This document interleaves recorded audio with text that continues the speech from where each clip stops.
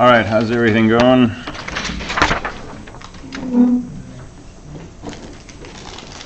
So questions so far on SED and stuff?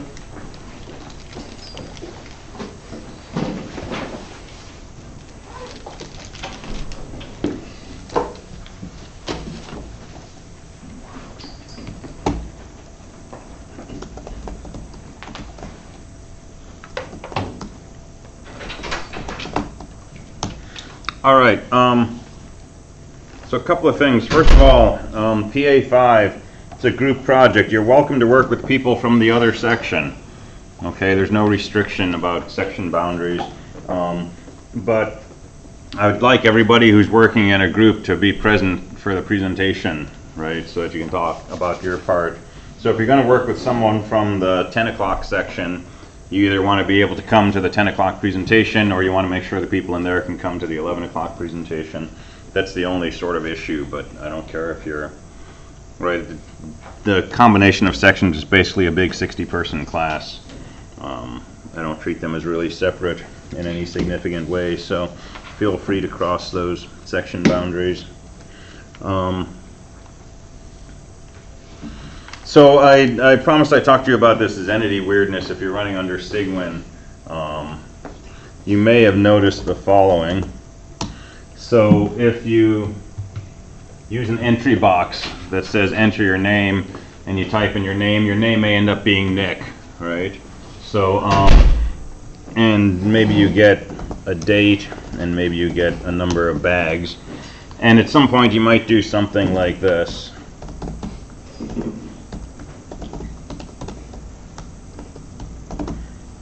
Right, so you throw these things into the number of bags. And the weirdness is, if you look at your reservation.txt file, it's got this extra stuff in there, right? And if you make yourself a sample reservation file, it looks something like this.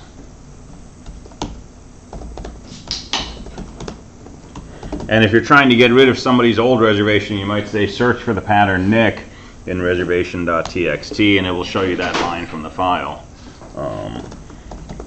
If you get somebody's name from an entry box and then you search for $name in the reservation.txt file, it does not find it, right? And that's weird because we know that Nick is in there, and if I grep for Nick, we find it, but if I search for $name, even though $name is Nick, it's not finding it in there, okay? And this is a bit of a red herring going on here because $name is not equal to NICK, even though it looks like it. So echo $name looks like Nick, but pipe it into octldump-c. So OD is a utility called octldump. It lets us look at a file or standard in character by character. And if the character is printable, it'll show us the character. If not, it will show us its ASCII code in octal. So if I echo $name and I put that into octldump, we see NICK \r\n. Okay, that \n we expect because echo puts a new line at the end of its output. So we would expect echo Nick to create NICK and a new line, and that's the end of the file. But $name contains this extra stuff. So it's this \r that's tripping things up. Okay, and remember that's the carriage return, ASCII code 13. And if you're on Zenity under Cygwin, that's sitting on top of DOS, and so it throws a carriage return before the new line, and that can trip you up. So what you'd like to do is get rid of that \r so that if we say, search for $name, it'll actually find our entry. And it won't throw those control M's when we build up the line to tack onto the end of our reservation file. So we can use sed for this. So if we say something like new name equals, and we'll put this in back quotes so the result of this command goes into that variable. Let's echo $name, pipe it into sed, substitute \r with nothing. Let's go ahead and do it globally, even though it's only once in this name. Right, this regular expression says find a \r carriage return, get rid of it, replace it with nothing. And I'll put all of that in back quotes, and now if I look at new name, it's still Nick, but if I put it into octodump, the \r is gone.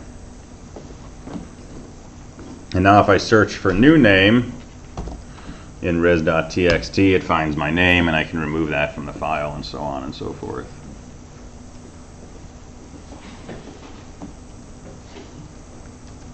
And there's nothing wrong with doing something like this, name equals all of that, right? And that'll just replace name with a new string, which is the cleaned up version. So you just want to do this anytime that you get a return from Zenity that you save in a variable, run your variable through a line like this to clean it up. Right. Or you can take Zenity's output and you can pipe it into sed directly to do that before you save it in a variable. There's different ways, but anyway, that's a sed trick for getting rid of those carriage returns.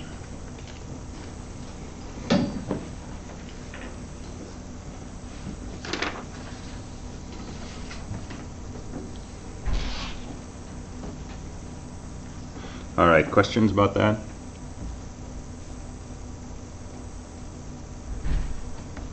Tell your friends who aren't here, because they'll bump into it.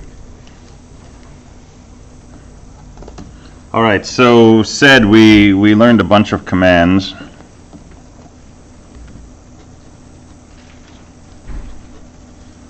We had print, we had quit, we had insert and append, we had write, we had change.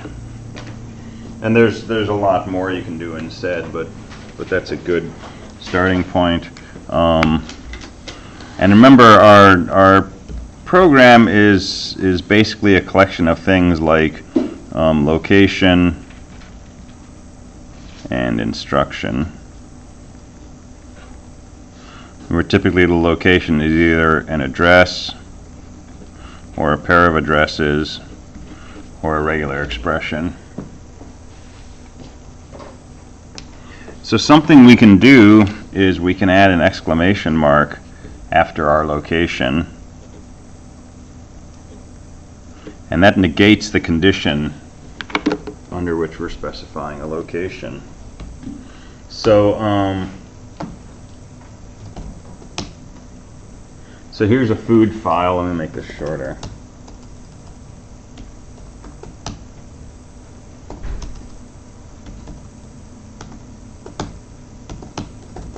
So here's a food file. I threw some line numbers in the beginning. We know we can do the following.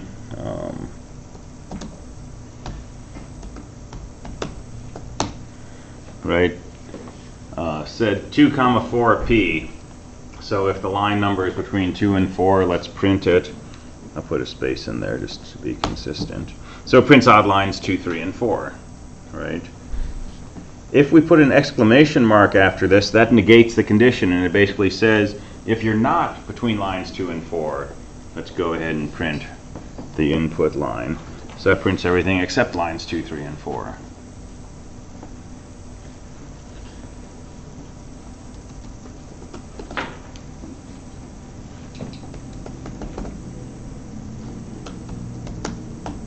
Right, this prints every line that has the word fruit anywhere in it.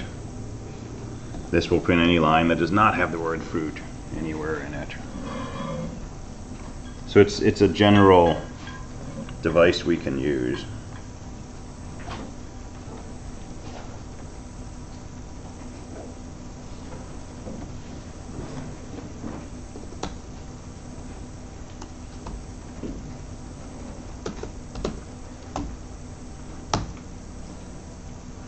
So here's 2, $D. It says delete every line between line 2 and the end of the file. So that just gives me the first line of my file. If I say 2, exclamation mark, it says delete any line that's not between line 2 and the end of the file. That deletes exactly the first line of the file. Kind of the same as 2, $P, but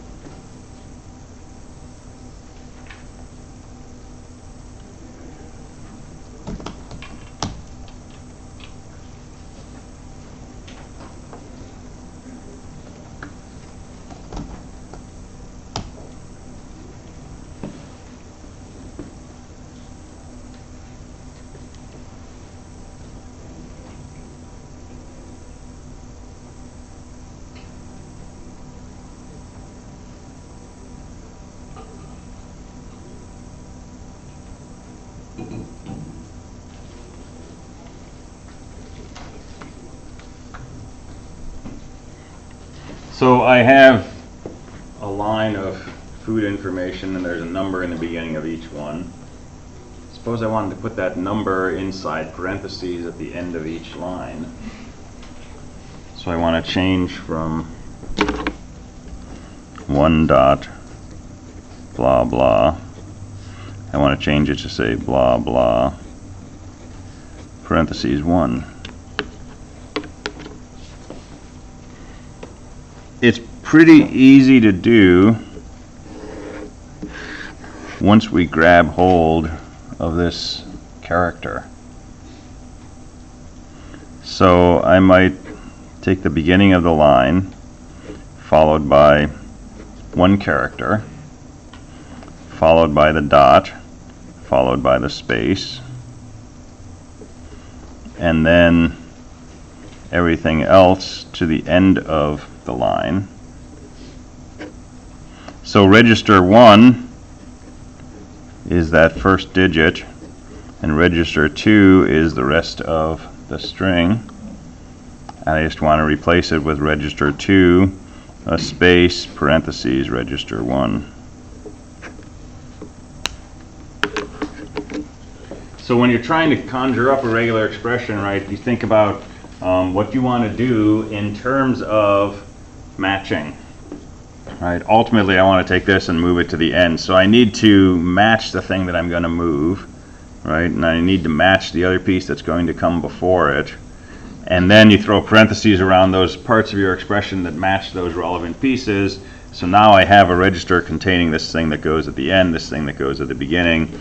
And then I just construct the string I want to turn into second piece followed by first piece in parentheses.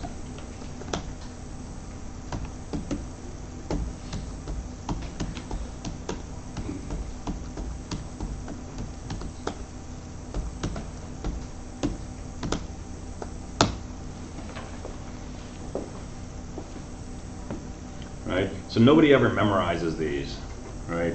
Nobody, right, commits this gibberish to memory.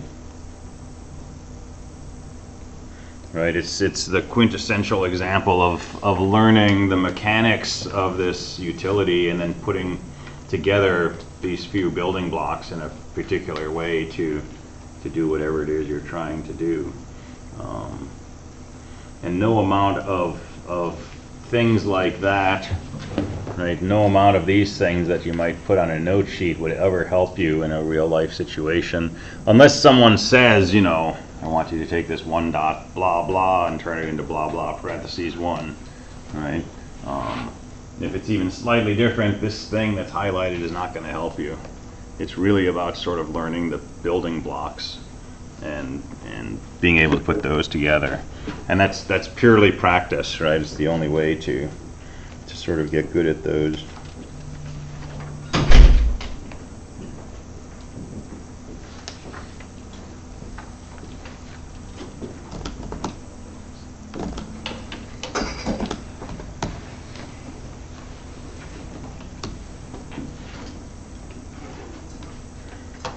So I mentioned this in the other section. We've got some time. I'll talk about it a little bit here.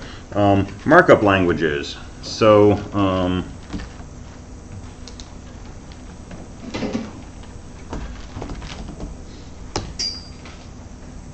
right, you go to a web page and you hit a Control-U and you can see the text that makes up that web page, and it's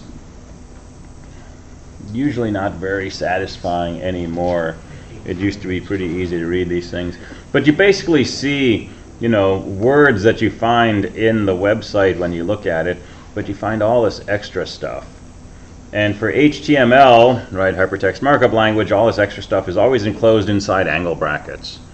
Okay, and the idea of a markup language is you have content that somebody is authoring, right? So somebody's writing a news story, they're creating the guts of the story, and then you have other stuff that gets mixed in with that content that controls how it appears, right? So with all of these bracket P's, bracket A's, bracket div, and so on and so forth, this thing ends up looking like this, right?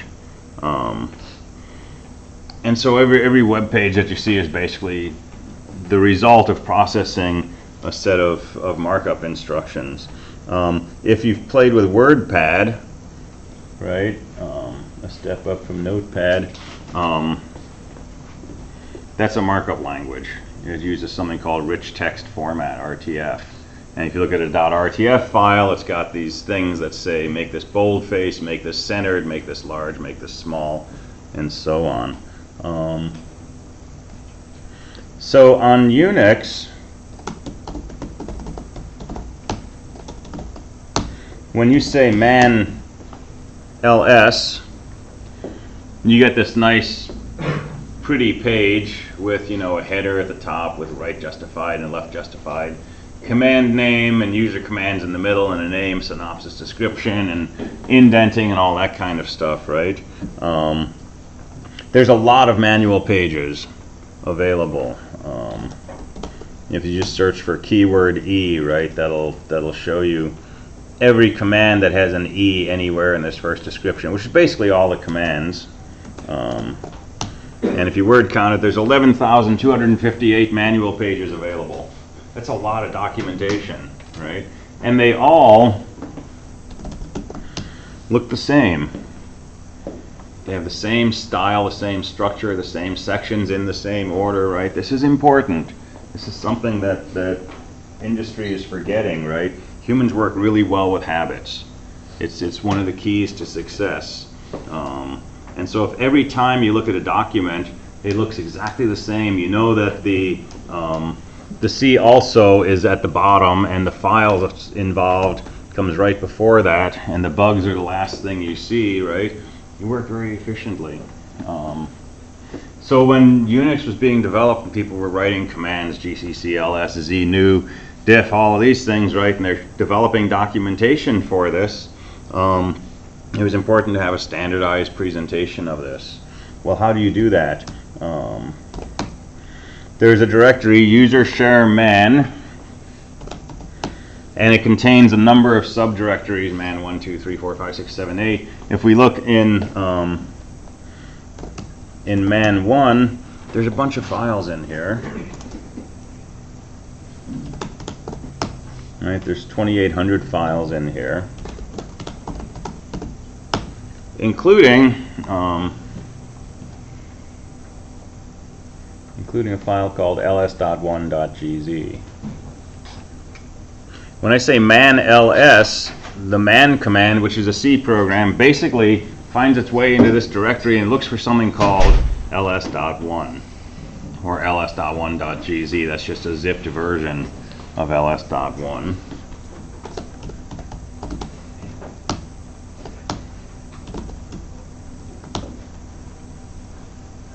And then it will take that and it will unzip it. And in that file it finds stuff. Okay? It finds a markup language.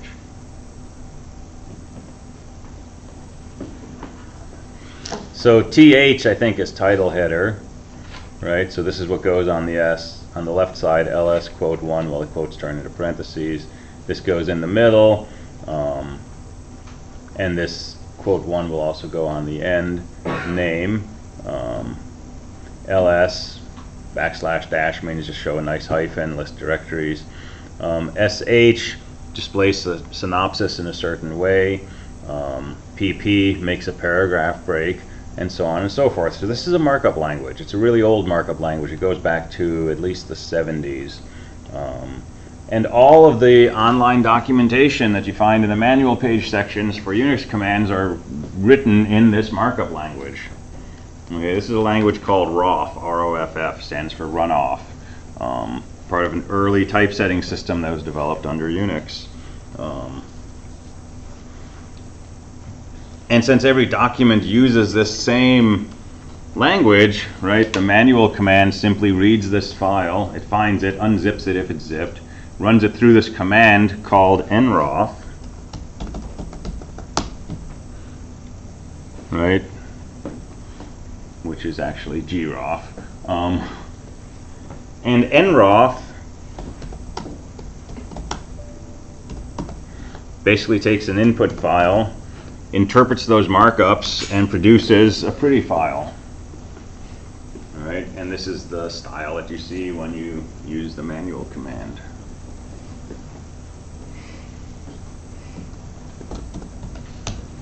So if you have a file like this, right, you can still read it. You can find the human readable information inside here, but it's mixed in with a lot of other stuff. Just like when you try to read a web page, there's stuff that you can read, and then there's stuff that's meant for the web browser to read and interpret.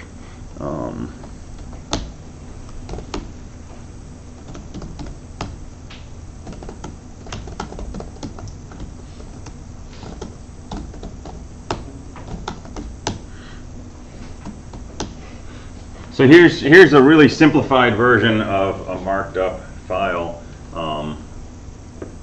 called markup, and just imagine this is, you know, way more complex than this, but it's got human information readable, but it's also got these tags like \begin says this is the beginning of it, \NL says display a new line, \bold says display some boldface text right from this point to the end of the line, and so on.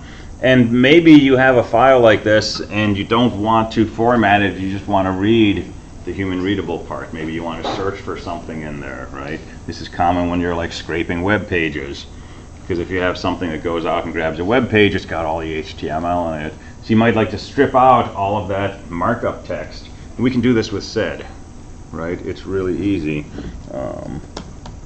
So substitute, let's look for a / followed by any succession of the letters A through Z.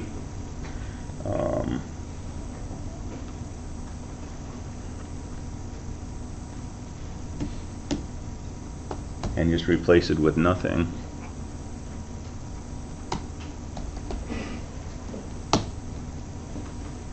Well, we got rid of the markup text, but we also introduced some spaces there in the beginning. So we can search for a succession of letters A through Z followed by a space and get rid of those. And so the markups in the first few lines came out fine, but now these begin and end lines didn't disappear because they're not followed by a space. Well, I could take this and I could pipe it back into sed again.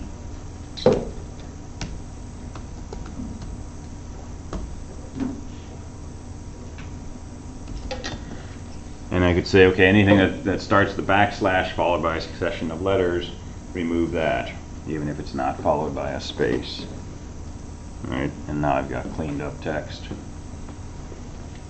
And if I needed to make some other change, I could run that through another instance of sed. Right? I could also make a program that had these substitutions in a single file, but if you don't feel like making a program, you can just do this from the command line. Right? And that's pretty powerful to be able to do.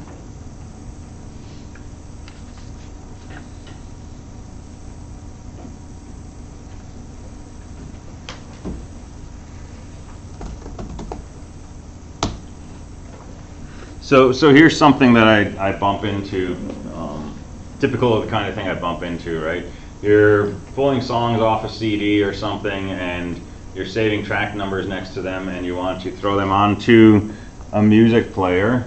And so I've got track numbers in the front. My music player plays based on creation date, which is kind of ridiculous.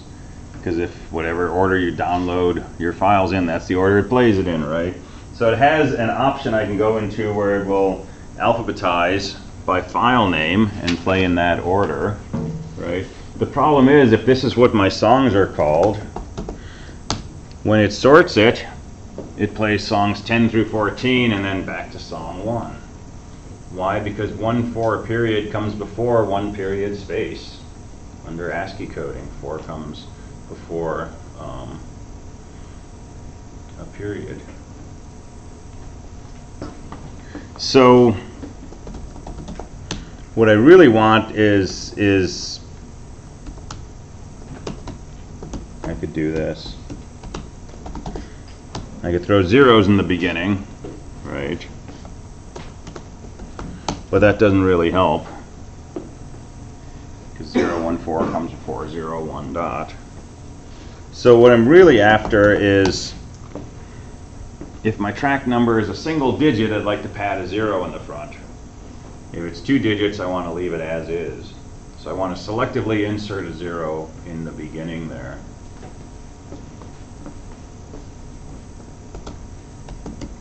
So I can search for the beginning of my string.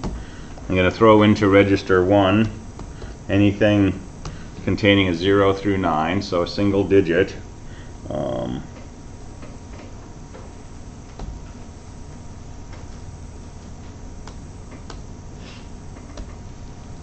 Followed by anything that's not a single digit. So the first thing in brackets says match a digit, the second thing says match a non-digit. So this will not match 10, 11, 12, 13, 14, but it should match the first 9 entries. So I'm going to substitute that with a 0 followed by whatever matched that pattern. Right, and so there's my leading zeros on my single digit track numbers. And then I feed that into my player, and when it alphabetizes, they'll be in the right order.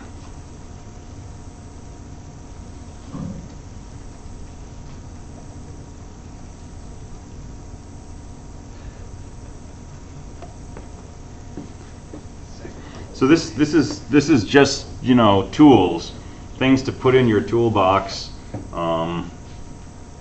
If you know how to do them, you will find uses for them. Right? And the more you're living in a Unix environment, the more uses you're going to find for this stuff. So all my machines are Unix. That should be a song title. All my machines are Unix, so when I'm processing music, when I'm doing document preparation, when I'm writing a book, when I'm preparing lectures, I'm always in a Unix environment. Right? And everything that I know about working in Unix, you know, comes into play to make my life easier. So I have a command I can type called school tools, and when I type school tools, it prints out this message, make roll CSV file. Well, school tools sets up an alias called make roll, and make roll is an alias to my useful command school folder.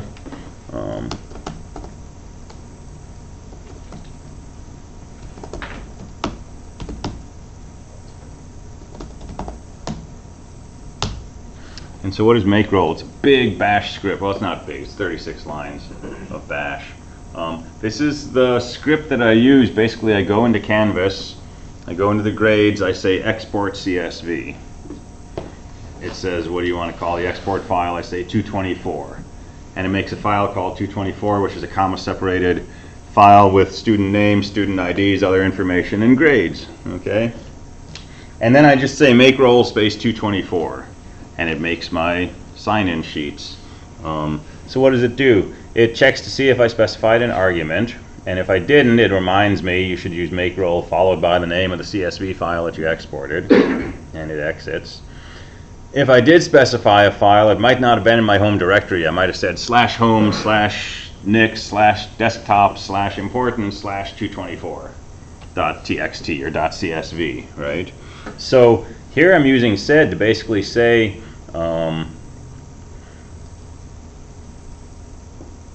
search for a period followed by anything followed by the end of the string and get rid of that. Right, so if I called my file 224.csv, this will change it into just 224. If I call it /home /blah blah blah 224.csv, it'll be home /blah blah blah 224. So it gets rid of the extension name. Base is the base name of my file, right, which is typically the class number. And then I create a file with that name and an extension of txt, 224.txt, and what's in that file? A single line with a right justified date followed by an underscore. And then it appends to that file a line which says, please sign next to your name and fill in the circle to the left. And then it appends a blank line to that file. And then this is the thing that we saw yesterday in class, right? So first I find the first comma followed by anything followed by the end of the line, and I get rid of that. Why? Because the CSV file from Canvas has the student name, comma, student ID, comma, some other information, comma, grade, right? I get rid of everything after the first comma. Now I just have a file of student names, right? So and I'm doing this on the input file. So the output of this sed command is just a big list of student names. And then I do the thing where I truncate to a fixed length. So pick off this many. Oh, okay. A little more complicated. So I took all the stuff after the commas I got rid of, and I replaced it with the underscores. This was what we saw yesterday. And then I take the first this many characters and keep those and throw away everything else. And then I take the beginning of it and I add the little circle with the space in it, right? And so that gives me my nice, sign-in sheet. And we're going to talk about awk tomorrow, but this is an awk command which basically says, look at the number of this input line, and if it's divisible by 5, print out the input line followed by a new line. Otherwise, just print the input line. So every 5th line, it puts a blank line in. So now the names come out in blocks of 5 with lines in between. And then if it's early in the term, right, I just put out a few extra lines at the bottom for people who aren't on Canvas to write in their name. And then I save that into, 224.roll, and I throw a blank at the bottom. And then I do something else to make the thing that I use, the master sheet that I use to record each week who came on which days, and tally that up, and it's just another bunch of sed commands, right? And then, it's one line for me to do this. Just make roll 224.csv, and I've got a sign-in sheet, and I've got a weekly update sheet. And if I don't know how to use sed, I'm probably not going to learn it to be able to do that. I'm probably just going to, go in and chop it up by hand and move down and delete everything to the end of the line 60 times or something, right? But if you know sed and you know awk and you know vi and you know all these things, right, it's really easy to let the computer do the work for you, right? This is the original vision of computers. Right? There were things that would do our jobs and do them quicker and with fewer mistakes and free us to write poetry or make music or stuff like that, right? We haven't quite gotten to that point yet. But it's a tool that should make your life easier. And so things like sed and awk and regular expressions and all of that stuff are ways that you can help get the computer to make your life easier. That's the goal, at least.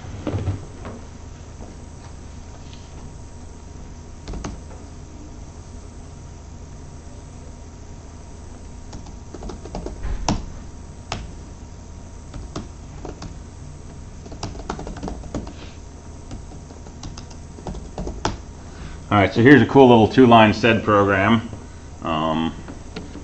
What does this do? It says if the input line is between lines 1 and 5, write it out to a file called first. If the input is on a line between 6 and the end of the file, write it out to a file called last.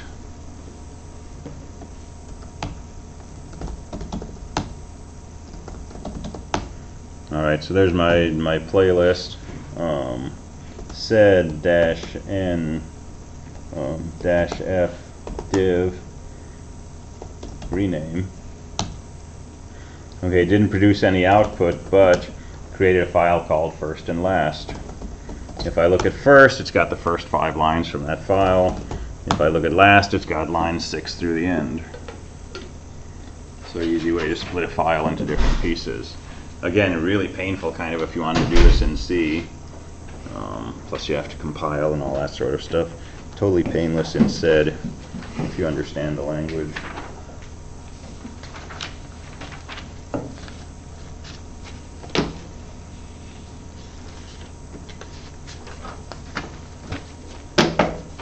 Alright, so questions about sed?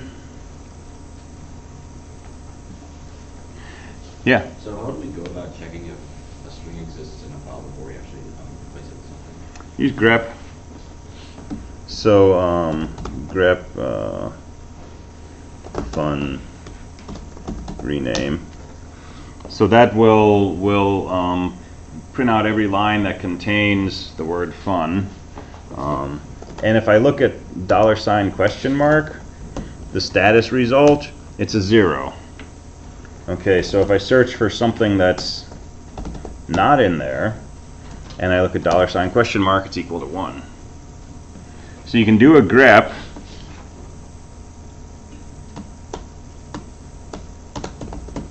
and throw the output into the bit bucket so we don't have to look at it.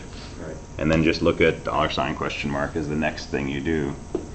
If it's a 0, it found it.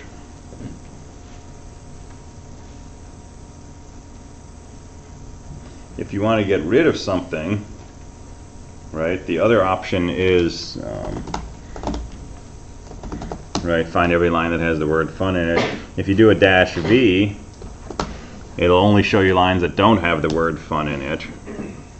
And so if I wanted to get rid of a name, I could do grep -v name file, and I could throw the output into a temporary file and then rename that to my original file. That would get rid of those lines also.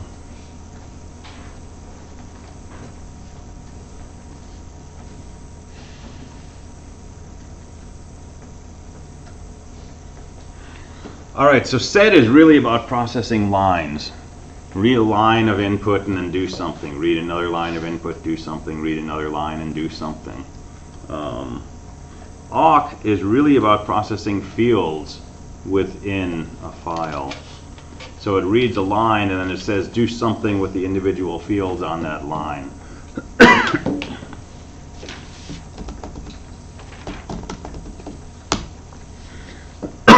So typical fields are things separated by spaces. So each line here has 4 fields to it. So name of the food, type of food, color of the food, and cost of the food. So awk will let us do things like, for example, if we just want to look at the colors of the foods in our list, I could do something like this. I can make a program that just says print $3. And each time that awk reads a line from the input, it breaks it up into fields.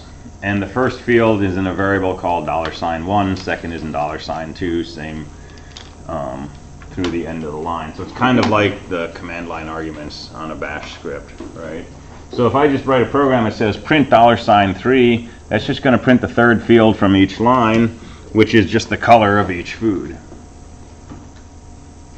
And maybe, you know, I want to balance my presentation at a dinner party, and so I want to know how many foods of each color I have. If I take this and I sort it, right, I can see I've got a lot of yellow foods. I don't have too many orange foods, right? I have a lot of dark foods, but only 2 pinks.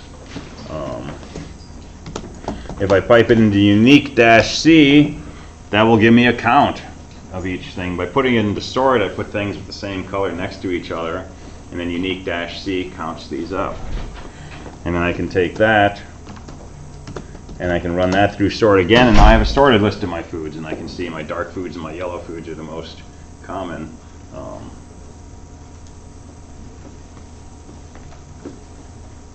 And, you know, again, nobody memorizes this. You're not going to find this on, well, you'll probably find it on Stack Overflow. If you really tried, someone's probably posted it. But, you know, you put these things together in a way that does what you're trying to do. So awk is going to let us work with fields within within input.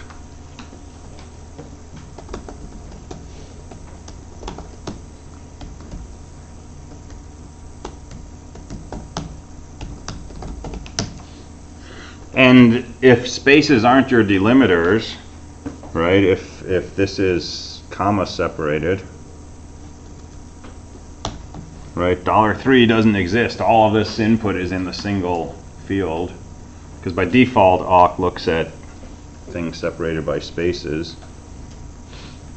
So you can do an uppercase F followed by the delimiter that you actually want, and now it's looking at fields being separated by commas. Yeah? This might be too long of a question, but No, go for it. if you wanted to print out each color as their actual color, like if you wanted to look up, like you could have a program that sets it to the code for the color code of yellow, and it checks if yellow matches. Yeah. How tough would that be to do? Pretty easy to do with awk. Okay. So do you know how to change color at all on the terminal? Did you ask about this in Discord by any chance? No. Okay, somebody asked about this and I dug it up. I just thought of this because you were printing out the colors, and I thought, oh, it would be cool if you could print them out and have them print out the color of them. Yeah. And I don't remember if I wrote it down or not.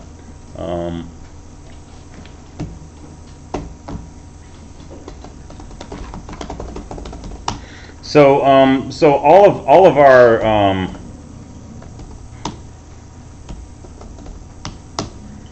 putty and all that kind of stuff is all kind of built on top of a really old piece of equipment called a VT100. This was made by Digital Equipment Corporation.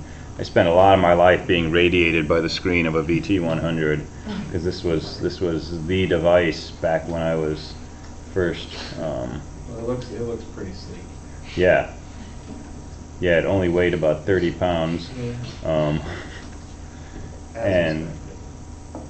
And this was not a computer per se, right? This was a terminal. This was something you would tie. This was putty, right? And it had a big plug on the back, 25-pin plug. You'd put this big cable into, and you would run it through the ceiling into the computer, right? Because there was no networks that were wireless at the time. And you'd type, and you'd see the stuff showing up on there. So the VT100 had the ability to not only display characters on the screen, but to also do things like move the cursor around. Like there's a little blue box down here, that's the cursor. You could specify that you wanted that cursor to come up here, and then the next thing that got displayed would be displayed up here. So you could do crude graphics, right? You could do things that that would make a box-like shape appear on the screen by typing some dashes and some vertical bars and pluses at the corners, right? So ASCII art. And you could, not on the VT100, but on some of the later versions of this, you could change the color of text. You could switch to reverse video. You could make things boldface. You could make things blink. If you were really mean, you could change the refresh rate from 60 hertz to 50 hertz. And if you did this on a friend's computer and they had fluorescent lights blinking at 60, they'd get a headache in about 20 minutes. And you used to be able to send these commands through emails. So you'd send someone an email and suddenly their screen would go weird on them, right? So it's all our stuff is still works with these old VT100 control codes.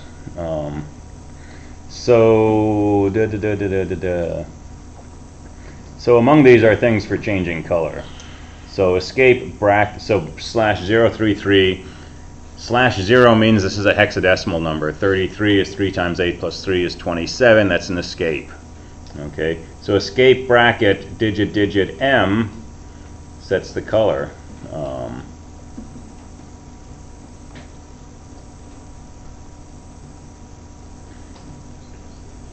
So here's what we can do.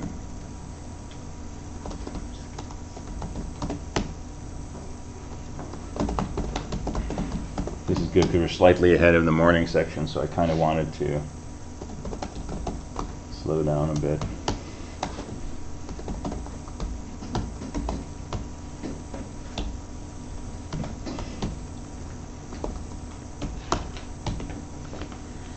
So I'm going to print %C bracket 31M, followed by a new line. And for that %C, I'm passing the number 27. That's the ASCII code for an escape.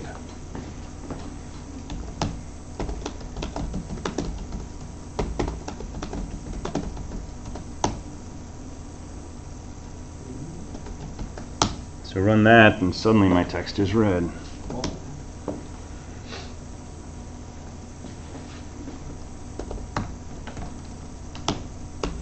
If I do 32, text is green.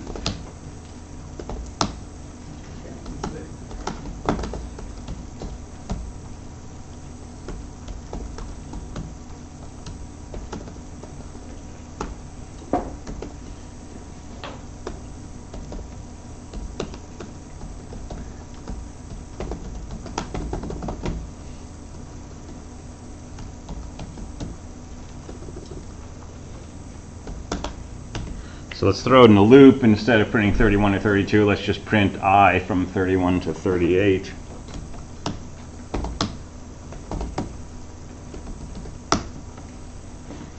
Alright, so we got different colors. So then in awk, all you got to do is when you find, the color red, use an if statement. If it's equal to red, print out escape bracket 31M. If it's green, print out escape bracket 32M, and so on. So how do you make it not change the color of everything? You can go back to the original color. So I forget what the magic code is for that, but there is a code. And I can just do reset, and that should set it back also. But yeah, just go online and look for VT100 escape sequences, and you'll see all kinds of things. And this is what's happening when you play Rogue, right? It's using an old package called curses to basically use VT100 escape sequences to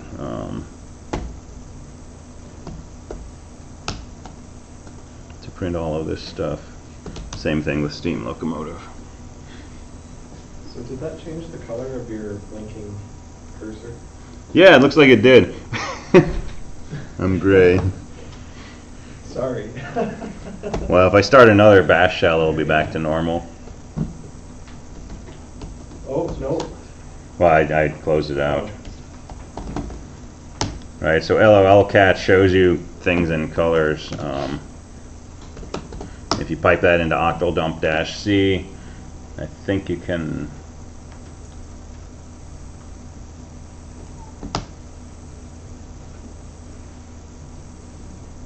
I think you can pick up escape sequences in here like that. So yeah, that's still available, and Putty works with it, and my default terminal shell works with it, and so on. It's just been a really successful standard, and it's never gone away. So when did we move from character graphics to more pixel based? It was starting in the early 80s when I was an undergrad, but it was pretty experimental, and they were still trying to kind of figure out what was working best. I would say it was probably largely due to the first IBM PC, because that let you do pixel-based graphics in a pretty crude way. The early Apples, the Apple II also did that, but it didn't have the same user base. But early 80s we were starting to do stuff like that. But it was quite a bit later that, having your own computer was even feasible. It was all pretty much just terminal based. And there were ways that you could get, you could switch to a different character set where your characters looked like, a little tiny square, or a square with a little thing coming off the edge. And you could use those and piece them together to make things that look better than just pure ASCII art. But we're still kind of blocky, kind of Minecrafty like. And that was something you could also do on the early IBM PCs. All right, so we will talk about awk tomorrow in detail. We're coming to the end of the course sooner than you think, so we'll finish up this week talking about awk.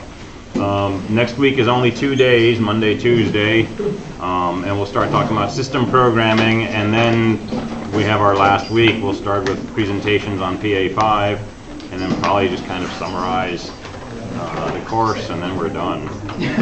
So we're almost done with new material. We'll do awk this week, and then we'll talk about system programming.